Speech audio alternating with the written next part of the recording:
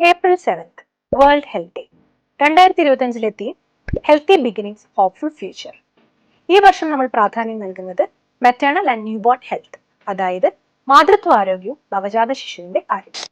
മാതൃത്വ ആരോഗ്യം അഥവാ maternal health ഗർഭകാലത്തും പ്രസവ സമയത്തും പ്രസവാനന്തരവും അമ്മയുടെ ആരോഗ്യ സംരക്ഷണമാണ് മാതൃത്വാരോഗ്യം അഥവാ മെറ്റേണൽ ഹെൽത്ത്. സുരക്ഷിതമായ ഗർഭധാരണം, ആരോഗ്യകരമായ പ്രസവം എന്നിവയ്ക്കായി പോഷകാഹാരവും അമ്മയുടെ മാനസികാരോഗ്യ സംരക്ഷണവും നിർണായകമാണ്.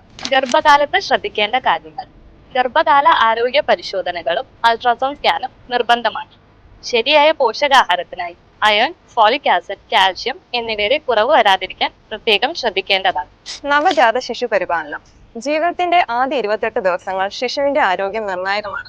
ഈ കാലയളവിൽ കൃത്യമായ താപനില പാലിക്കണം, അണുബാധകളിൽ നിന്ന് സംരക്ഷണം നൽകണം. മുലപ്പാലിന്റെ ഗുണം: ആദ്യത്തെ 6 മാസം മുലപ്പാൽ മാത്രം നൽകുക. ആദ്യത്തെ 2 ആഴ്ചയിൽ 2 മണിക്കൂർ കൂടുമ്പോൾ മുലയൂട്ടുക. തുടർന്ന് ആവശ്യമനുസരിച്ച് മുലപ്പാൽ നൽകുക. നവജാത ശിശുക്കളിൽ കാണുന്ന അപകട സൂചനകൾ എന്തൊക്കെ? അവരുടെ ദേഹം പെട്ടെന്ന് നിറം മാറി നീല കളറാകുക, അല്ലെങ്കിൽ അത് അമിതമായ ചൂടോ തണുപ്പോ അനുഭവപ്പെടുക, നിർത്താതുള്ള കരച്ചില്, മുലപ്പാൽ കുടിക്കാതിരിക്കുക.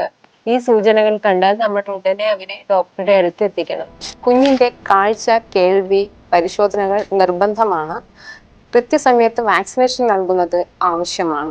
ആരോഗ്യ പ്രശ്നങ്ങൾക്ക് സ്വയം ചികിത്സ തേടുകയും വൈകിപ്പിക്കുകയും ചെയ്യാതെ നിങ്ങൾ ഒരു ഡോക്ടറുടെ സഹായത്തോടെ കൃത്യമായ ചികിത്സ നേടുകയും അതുവഴി നിങ്ങളുടെ സംശയങ്ങൾ സാധൂകരിക്കുകയും ചെയ്യുക.